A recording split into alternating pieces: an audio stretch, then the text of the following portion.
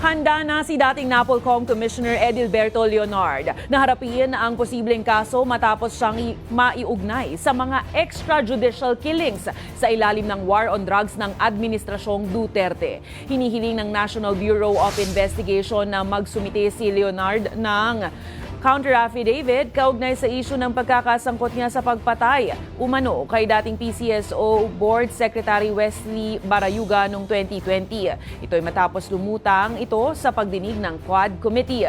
Nagpaabot naman si Leonardo ng intensyon na makipagtulungan sa mga otoridad ngunit tumangging magkomento pa sa media.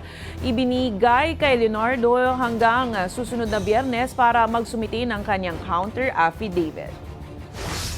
Yung space yung yung charges. Kung meron that's why we're here. But we cannot talk about the case now.